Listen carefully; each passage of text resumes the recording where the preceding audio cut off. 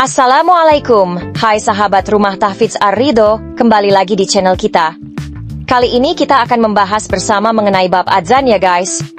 Video ini merupakan tugas UAS semester 1 tahun ajaran 2025-2026. Yuk langsung saja kita masuk ke pembahasannya. Secara bahasa, adzan itu berarti panggilan atau pengumuman. Panggilan untuk mengajak manusia datang beribadah. Makna ini sudah dikenal sejak Nabi Ibrahim alaihissalam, saat beliau diperintahkan Allah untuk memanggil manusia agar berhaji. Sedangkan secara syariat, azan adalah tanda masuknya waktu sholat fardu, yang disampaikan dengan lafaz-lafaz khusus. Para ulama, seperti Ibnu Qudamah dan Asy-Syaukani, menjelaskan bahwa azan berfungsi untuk memberitahukan waktu sholat agar kaum muslimin bersiap menghadap Allah. Dalam Al-Quran, Allah menyebutkan tentang seruan menuju sholat. Pada surat Al-Maidah ayat 58 dijelaskan bahwa adzan adalah panggilan sholat, namun ada orang-orang yang justru menjadikannya bahan ejekan. Ayat ini menunjukkan bahwa adzan sudah dikenal sebagai tanda ibadah, dan menjadi pembeda antara orang yang beriman dengan mereka yang tidak menghargai panggilan sholat. Kemudian dalam As-Sunnah, Rasulullah menegaskan, ketika waktu sholat telah tiba, hendaklah ada dari kaum muslimin yang mengumandangkan adzan. Dari Al-Quran dan hadits inilah, adzan disyariatkan sebagai tanda resmi masuknya waktu sholat. Hukum azan adalah sunnah muakkadah, yaitu sunnah yang sangat dianjurkan dan hampir selalu dilakukan Nabi. Dalam mazhab Syafi'i, azan juga bisa menjadi fardu kifayah pada sholat Jumat, artinya kewajiban yang cukup dilakukan oleh sebagian orang saja. Untuk salat Id, salat gerhana, tarawih, dan salat jenazah, tidak disyariatkan adzan, tetapi cukup dengan seruan asy-syalatu jami'ah. Hal ini sesuai dengan hadits Nabi. Saat terjadi gerhana matahari, Rasulullah menyerukan asy-syalatu jami'ah.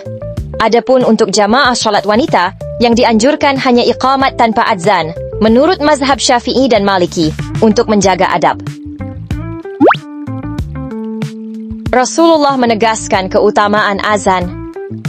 Dalam hadis riwayat Bukhari, beliau bersabda bahwa jika manusia tahu besarnya pahala azan, mereka akan rela mengundi demi mendapatkannya.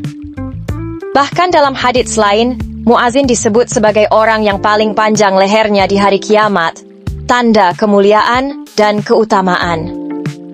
Karena itulah, menurut sebagian ulama Syafi'iyah dan Hanabilah, kedudukan muazin sangat mulia, bahkan bisa lebih tinggi dari imam salat. Allah sendiri juga memuliakan orang yang menyeru kepadanya.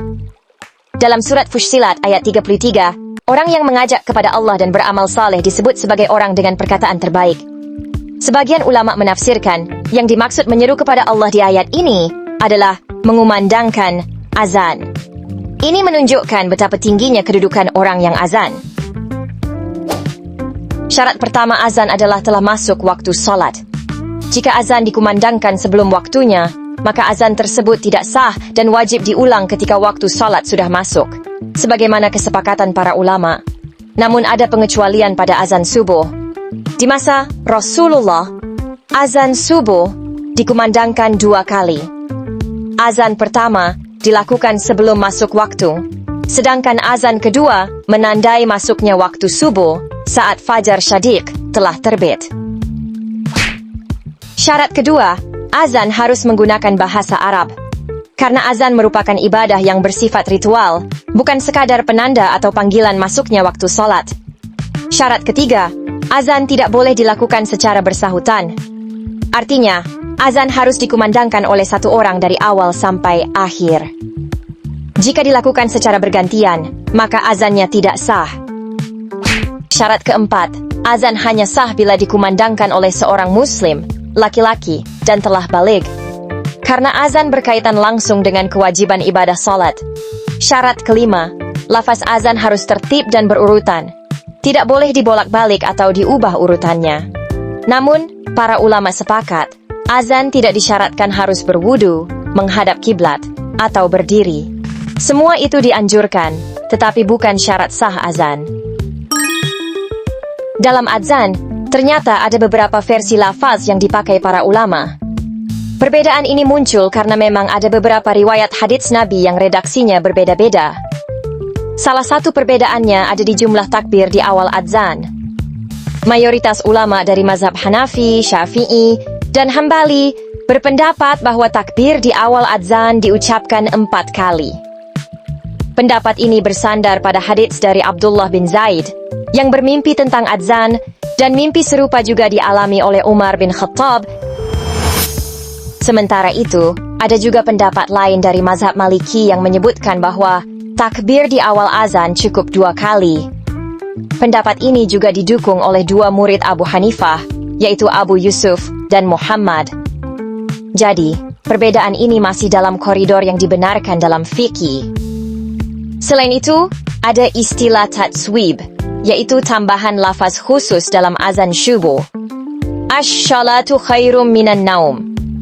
Shalat itu lebih baik daripada tidur. Kalimat ini diucapkan setelah hayya alal falah. Mayoritas ulama menyepakati bahwa taswib hukumnya sunnah, berdasarkan hadis Nabi yang memerintahkan mengucapkan lafaz tersebut dalam azan syubuh. Jadi, tambahan ini bukan sekadar kebiasaan, tapi memang ada dasarnya dalam sunnah.